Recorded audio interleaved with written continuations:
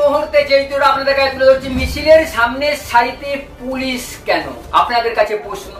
এবং পুলিশ প্রশাসন মিছিলের সামনের সারিতে হাঁটছে এবং কোনো রকম ভাবেই যেমন না এই মিছিলে গন্ডগোল সৃষ্টি হয়।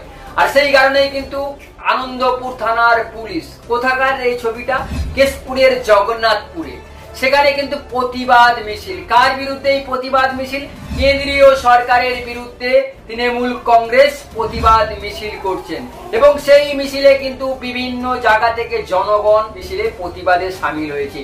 এবং কেশপুরের জগন্নাথপুরে এই প্রতিবাদ মিছিলে কি কি ইস্যু ছিল? কেন্দ্রীয় সরকার ওষুধের দাম বাড়াচ্ছে এবং সাধারণ মানুষ নাজেহালে পড়ছে। তার সঙ্গে কিন্তু গ্যাস, এই যে রান্নার গ্যাসের মূল্য বৃদ্ধি হচ্ছে, সেই নিয়ে কিন্তু কেন্দ্রীয় সরকারের বিরুদ্ধে প্রতিবাদ মিছিল।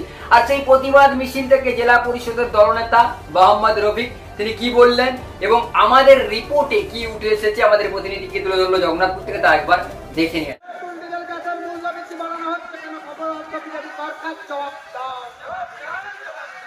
নিত্য প্রয়োজনীয় বিভিন্ন অন্যান্য জিনিসের সঙ্গে গ্যাস ও জীবনদায়ী বিভিন্ন ওষুধের দাম বাড়িয়ে দিয়েছে কেন্দ্র সরকার।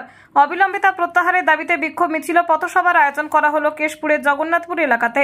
স্থানীয় 6 নম্বর অঞ্চল তৃণমূলের পক্ষ থেকে আয়োজন করা হয়েছিল বুধবার বিকেলে। কয়েক হাজার মানুষ এই প্রতিবাদ মিছিলে সামিল হয়েছিলেন এদিন। ইতিপূর্বে এই ইস্যুতে একাধিকবার কেস করে মিছিল হয়েছে, তবে এবার কেশপুর বাজার থেকে অনেকটা ভিতরে জগন্নাথপুর এলাকাতে এই প্রতিবাদ মিছিল ও পথসভা সংগঠিত হলো বুধবার, যার নেতৃত্বে ছিলেন স্থানীয় তৃণমূল নেতা বিশ্বজিৎ বরদৈ, ছিলেন জেলা পরিষদের দলনেতা মোহাম্মদ রফিক, চক্রবর্তী যুব তৃণমূলের নেতা আসিফ ইকবাল, মহিলা নেত্রী হাবিবা বিবি সহ অন্যান্য জনপ্রতিনিধি তৃণমূলের। এই মিছিল জগন্নাথপুর এলাকাতে পরিক্রমা করে। মিছিল থেকে জোরালো দাবি ওঠে, অবিলম্বে এই সমস্ত বর্ধিত মূল্য প্রত্যাহার করতে হবে কেন্দ্রীয় সরকারকে। সাধারণ মানুষের স্বার্থে সমস্ত জিনিসের ন্যায্য মূল্য রাখতে হবে।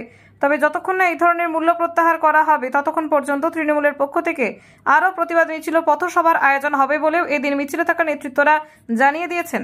মিছিলটি কি কারণে? কেন্দ্রীয় সরকার বিরোধী। আরে ভাই, 14 সাল থেকে তো কেন্দ্রীয় সরকার পশ্চিমবঙ্গের বিরোধী। কোনদিন দেখেছেন ওদের 19-এ 18টা এমপি জিতেছিল, কয়েকজন তার মধ্যে হাফ প্যান্ট পরা মন্ত্রী হয়েছিল? কোনদিন দেখেছেন বাংলার স্বার্থে দিল্লির পার্লামেন্টে, দিল্লির রাজ্যসভা একটা বাক্য ব্যয় করেছে? 100 দিনের কাজের টাকা পশ্চিমবঙ্গের ন্যায্য প্রাপ্য সেটাও দেয়নি। গরিব মানুষের বাড়ি